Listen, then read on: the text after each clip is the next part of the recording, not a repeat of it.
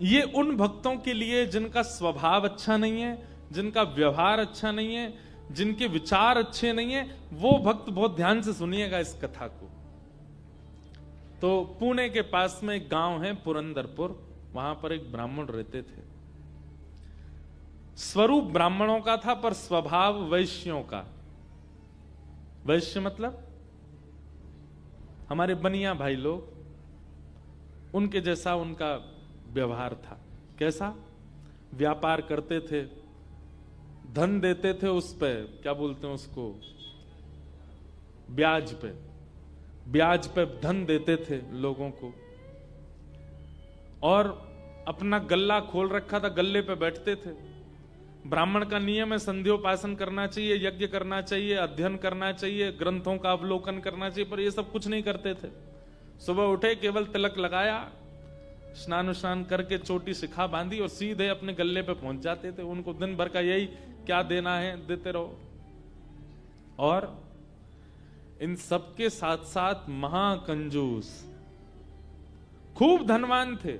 भगवान की कृपा से उन पर ब्याज का इतना धन आता था कि वो पूरे पुरंदरपुर गांव को अकेले भोजन करा सकते थे। पर इतने कंजूस थे, इतने कंजूस थे,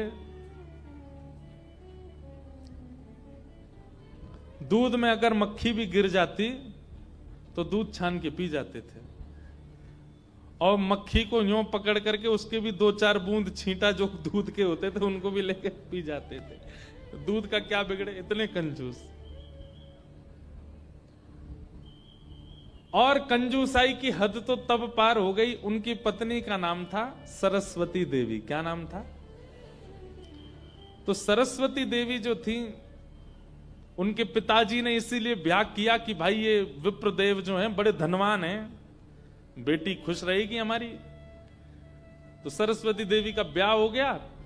उनकी मां ने, पिता ने जितने गहने दिए, ब्याह के अगले दिन ही, सब लोग इधर देखो, बहुत ध्यान से सुनो कथा। ब्याह के अगले दिन ही सुबह सुबह ब्राह्मण देवता उठे, देवी सुनो, सबरे गहने उतारो अपने। बोले क्यों? अरे देखो कितनी अच्छी नक्काशी की है इसमें, कितने अच्छे से तुम्हारे कुंडल बने हैं, कितने अच्छे तुम्हारे गले के हार बने हैं, हाथ के तुम्हारे बढ़िया कंगन कड़ूला, रोज पहनोगी तो घिस जाएंगे, उतार दो सबको। पत्नी ने भारी भारी सामान सब उतार दिए, कानों के कुंडल, नाक की बाली और गले का एक मंगलसूत्र रहने दिया, हाथ के कंगन रहने दिए, पैरों की पाजेब और पायल रहने दी। लेकिन पुरंदर, ये अपने ब्राह्मण देवता जो थे, इनको वो भी अच्छे नहीं लगते थे। रोज अपनी पत्नी को, तो क्यों इनको पहन के घूमती है, उनको दे दो, अंदर तिजोरी में रख दूं मैं। पत्नी कहती है तो सौभाग्य है, ये तो पहनने दिया कीजिए। महाराज कहते कहते 6 महीना हो गए, रोज टोकते। अब तो ये स्थिति में आ गए कि पत्नी के हाथ का भोजन नहीं करते थे। वो रोटी बनाती, बोले मुझे नहीं पाना, और अपनी दुकान पर जाके वो दुकान के बालक से कहते अपने घर से बनवा ला। दोनों भावना थी, एक तो नाराज थे पत्नी से कि गहने क्यों नहीं उतार रही है, दूसरा बढ़िया है घर का आटा बचेगा। इतने कंजूस। पत्नी बोली क्या करे, रात में बोली आप कैसे मानेंगे, बोले ये उतार दो जितने पहन रखे हैं। उसने कान के कुंडल भी उतार दिए, हाथ के कड़ूला भी उतार दिए, पाजेब भी उतार दी, गले का मंगलसूत्र भी उतार दिया। सब बिल्कुल कोरी हो गई बेचारी। केवल नाक की एक नथ रहने दी उसने। बोले एक तो रहने दीजिए, कम से कम इससे पता तो चले कि मैं सौभाग्यवती हूं। भाई सारे गहने उतार देना मां के लिए अशुभ होता है।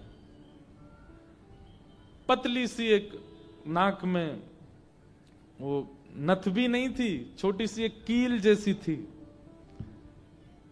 उसके लिए भी बोले कि रात में तो उतारी दिया करो इसको भी। इतने कंजूस। सब उतार दिया। पत्नी बेचारी साड़ी में और केवल एक नथ लगा करके, मांग में सिंदूर भर के, बिंदी लगा के ऐसे घूमती थी। शादी ब्याहों में जबरदस्ती नहीं जाते थे। एक दिन पहले अपने आप को बुखार में हूं ऐसा बोल देते थे, क्योंकि गहने निकाल के देने पड़ेंगे, पहन के जाएगी। इतने कंजूस।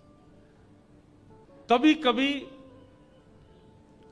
जो व्यक्ति अति में संसारी होता है ना, ठाकुर जी को उस पे भी बड़े मजे आते हैं देखने में। ठाकुर जी कहते हैं, मतलब एक बात हमारी सुनना बहुत ध्यान से, इधर देखना सब लोग। कई लोग ऐसे होते हैं, और आजकल ज्यादातर ऐसे होते हैं कि भक्ति में भी हैं और संसार में भी हैं। अभी उनको पता चला कि कोल्हापुर में कथा चल रही है, तो कथा में भी आ रहे हैं, और 4 दिन बाद का उनका रिजर्वेशन भी है कि कब हमको क्लब जाना है, कब पार्टी करनी है, कब उल्टा सीधा खाना है, वो भी उनका फिक्स है। हमारी बात बहुत कान खोल के सुन लीजिएगा, ऐसों का उद्धार कभी नहीं हो सकता जो ना इधर के हैं ना उधर के। हम अपनी कथा में स्पष्ट कहते हैं, एक ठौर पकड़ो, या तो ठाकुर जी को ही पकड़िए, और संसार में अगर जाना बहुत रुचिकर लगता है तो उसी को ही पकड़िए, ये बीच में मत घूमा कीजिए। कथा हुई तो यहां आ गए, और कभी कुछ उल्टे सीधे काम हुए तो वहां भी चले गए। अब पी भी लेते हैं, खा भी लेते हैं, कथा भी तो सुनते हैं।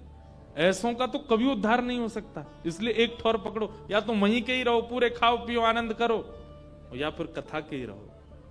वैष्णव हो जाने का कम से कम इतना तो आप पालन कर सकते हैं कि जहां भगवत चर्चा नहीं है, जहां भगवदीय लोग नहीं है, जहां पर ऐसी व्यवस्था नहीं है, वहां से थोड़ा परहेज करो, वहां नहीं जाना है। आपको क्या पता कौन सी व्यवस्था, कौन सा भाव आपके चित्त को परिवर्तित कर दे। तो इसलिए हमारी प्रार्थना है, ये बीच के मत रहिए, इधर उधर घूमते रहते हैं, एक तरफ जाइए, एक तरफ पकड़िए। संसार अच्छा लगता है तो पूरे पूरे जाओ वहीं पे।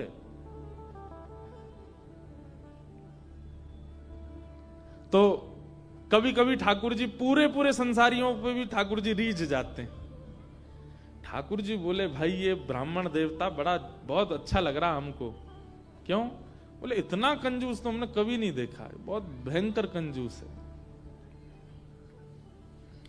ठाकुर जी का मन आ गया उस पर।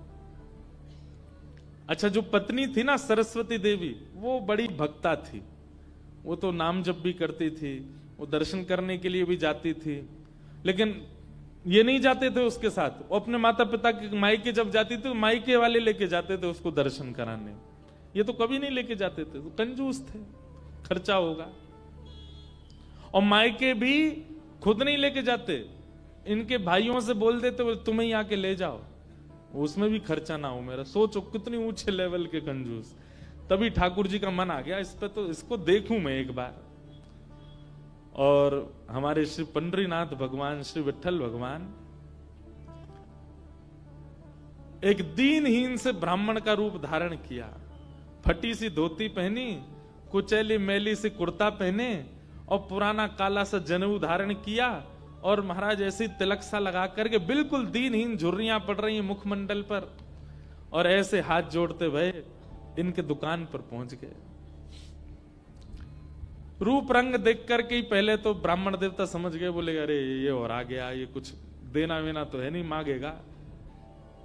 कहो तन पे नहीं लगता, चल दिए कलकत्ता, क्या करने आए हो?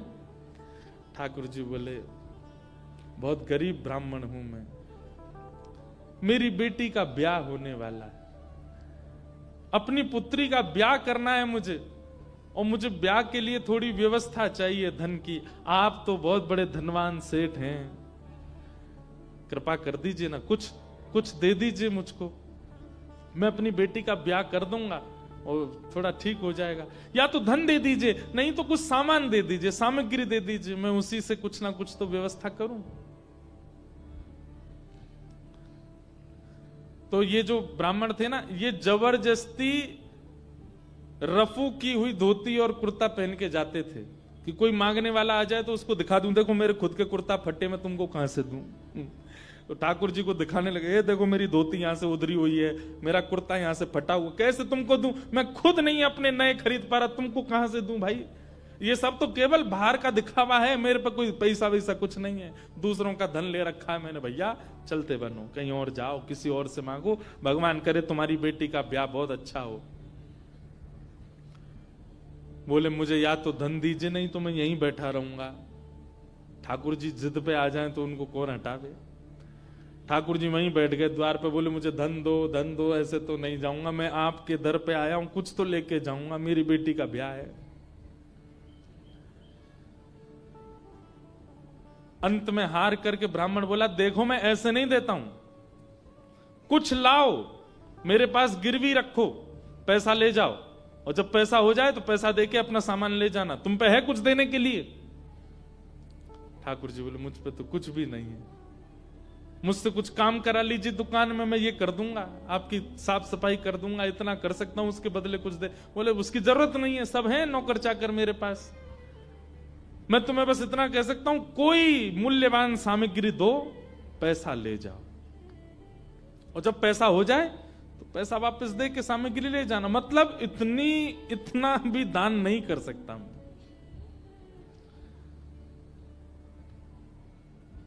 ठाकुर जी बोले, ठीक है, मैं जाता हूं, कुछ ढूंढ के लाता हूं। ठाकुर जी भी इतने खेलते हैं, ठाकुर जी जैसा खिलाड़ी नहीं है दुनिया में, इतना बड़ा खिलाड़ी कोई नहीं हो सकता। ठाकुर जी गए उस ब्राह्मण देवता के घर, और घर जाकर के द्वार पे खड़े होकर रोने लगे। इतना रोए, भीतर से सरस्वती देवी निकल के आई। अरे अरे अरे अरे ब्राह्मण देवता, आप इतना रो क्यों रहे हैं, क्या बात है? छोटी सी मेरी लाली बड़ी हो गई है, उसका ब्याह के लिए मैं बहुत दिन से वर ढूंढ रहा था, बड़ी मुश्किल से एक लड़का मिला है, अपनी बेटी का ब्याह करना है।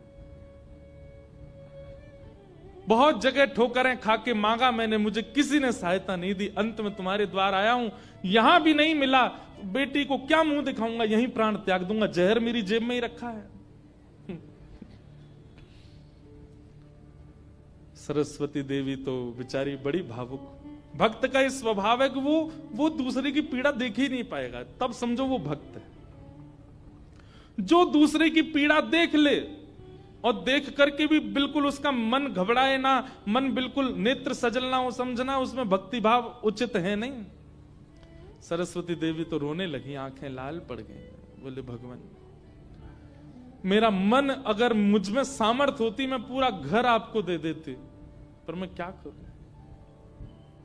मेरे पतिदेव इतना प्रतिबंध लगा के रखते हैं कि मैं स्वयं ऐसे रहती हूं, मैं आपको क्या दूं? ठाकुर जी तो इतने ही पछाड़ खा के गिर पड़े। अरे हाय राम, अब तो मैं जहर खाना ही पड़ेगा, निकालू कहां है? सरस्वती देवी, रुकी रुकी रुकी, ऐसा मत कीजिए, भगवान चरण पकड़ूं आपके, मेरे पास एक ही वस्तु है। और तुरंत अपनी नाक की जो कील थी वो निकाली, और निकाल करके बोले, ये ले जाइए, इससे थोड़ा बहुत धन आपको मिल जाएगा, स्वर्ण की है, आप अपनी बेटी का ब्याह तो नहीं कर पाएंगे पर कुछ व्यवस्था तो हो जाएगी आपकी। ठाकुर जी ने तुरंत, जहर भी पता नहीं कहीं गिर गया था, बढ़िया तुमने दे दिया, अब मैं कुछ कर लूंगा व्यवस्था। ठाकुर जी वो कील उसकी नाक की ले ली और सीधे गए उस ब्राह्मण की दुकान पर। देखो कितने उद्यमी हैं ठाकुर जी, और उसके दुकान पर जाके सीधा ले ले, और इसके बदले अब ला पैसा दे मुझको, तू कह रहा था ना कुछ सामान दो, उसके बदले पैसा मिलेगा, ये ले सोने की कील नाक की, धर ले अपने पास, ला पैसा दे। ब्राह्मण देवता ने जैसी कील देखी, ये आपको कहां से मिली? बोले, उससे तुझको क्या, तू तो पैसा दे। मुझे कहां से मिली इससे तेरे को मतलब नहीं होना है, तू पैसा दे मेरे को, मेरी बेटी का ब्याह है, और अब मैं तेरे से भीख नहीं मांग रहा हूं, चीज रख के गिरवी तब ले रहा हूं, ला दे। बेचारा फंस गया, वो क्या करे? वो 3-4 बार सोचे, बोले मिली कहां से? बोले तू मत सोच, मुझे पैसा दे। कील उसने तिजोरी में अंदर रखी, ताला लगाया, और उसका जो धन होता था वो धन ठाकुर जी को दिया। ठाकुर जी ने जेब में धरी, निकल गए वहां से। ब्राह्मण ने अपनी भुजा ऊपर करी, बोले इसको बताता हूं, ये बहुत दानवीर बनती है अपने मन में, मैंने इसको बोला था एक कील पहने, वो तो बहुत अच्छी कृपा मुझ पर ठाकुर जी की, जो मैंने इसके सारे गहने उतरवा दिए, नहीं तो सब दान कर देती, एक कील छोड़ी वो भी दान कर दी किसी को।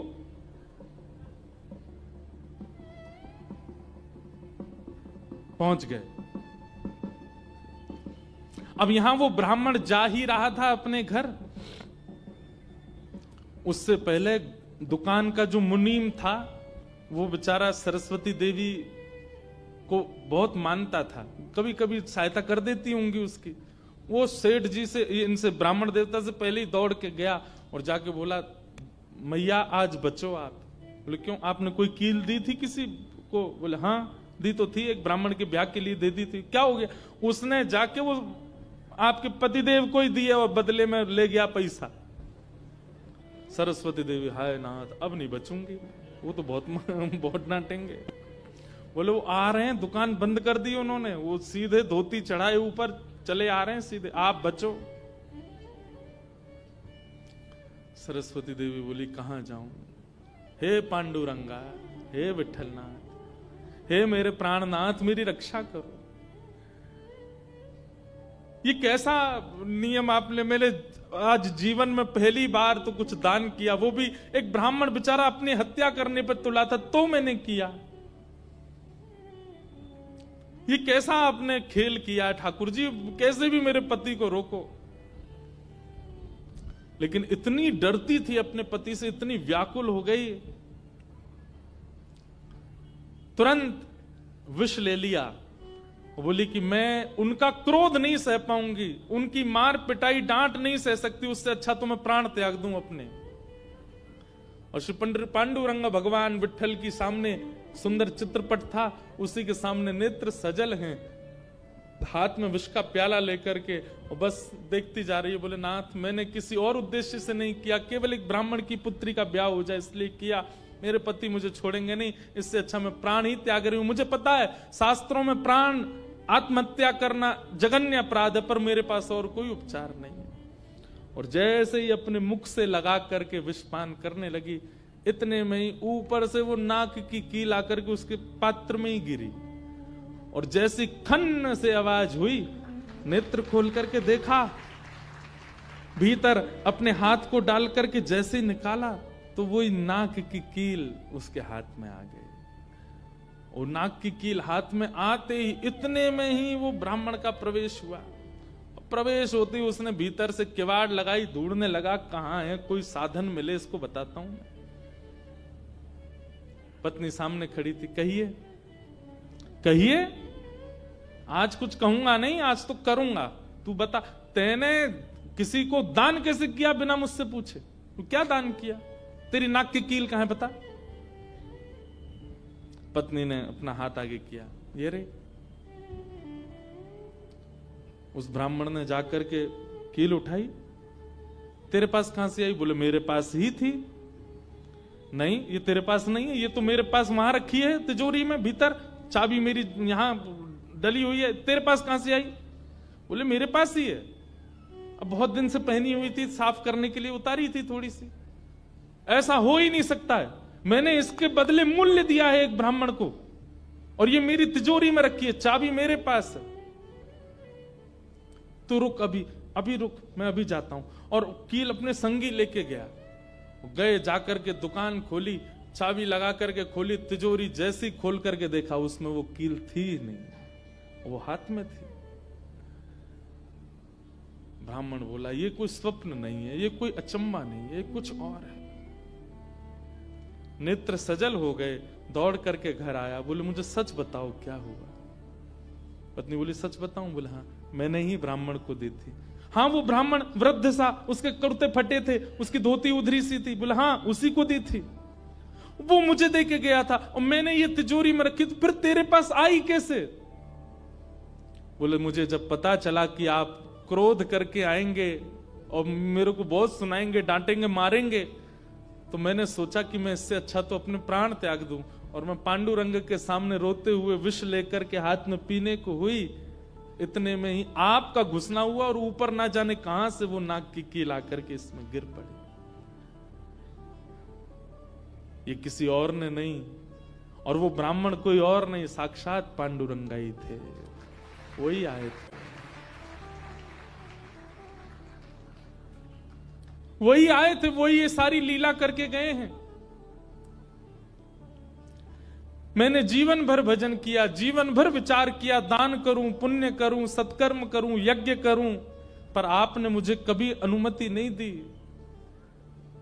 अरे दुनिया के लोग कमाते हैं और दान करते हैं, पर हम कितने भाग्यशाली हैं कि स्वयं पांडुरंगा आए और आकर के हमारे कमाए गए धन को स्वयं लेकर के दान करवा के गए, ब्राह्मण बन के स्वयं अपने हाथ में लेकर के गए। ये आप पर और मुझ पर कृपा है। उसी समय ब्राह्मण ने मन में सोचा, मैंने जीवन में एक कार्य भी अच्छा नहीं किया, मैंने जीवन में एक कृत्य भी ऐसा नहीं किया जिससे ठाकुर जी मुझसे प्रसन्न हो, लेकिन मैं इतना अधम, इतना पापी, इतना दुष्ट, इतना अयोग्य, फिर भी मुझे ठाकुर जी ने इस योग्य समझा। और योग्य क्या समझा, मेरी दुकान पर आकर के ठाकुर जी याचना कर रहे थे कि मैं कुछ दे दूं।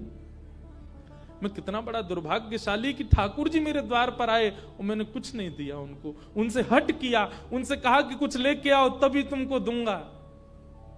मेरी वजह से ठाकुर जी को श्रम सहना पड़ा।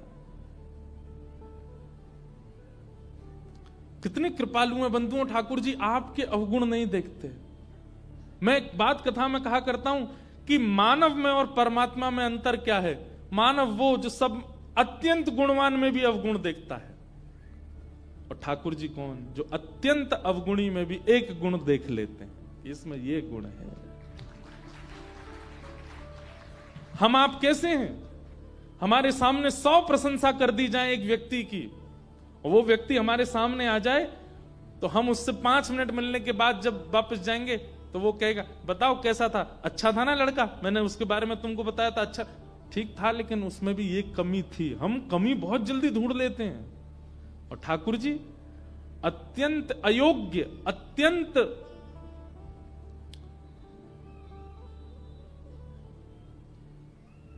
विचलित व्यक्ति में भी एक गुण खोज लेते, इसीलिए वो ठाकुर जी। उसी समय उस ब्राह्मण देवता ने विचार किया कि अब किसके लिए जीना है। अपनी दुकान बंद कर दी, दुकान को बेच दिया, घर को बेच दिया, और पत्नी के साथ आ गए श्री पंढरपुर।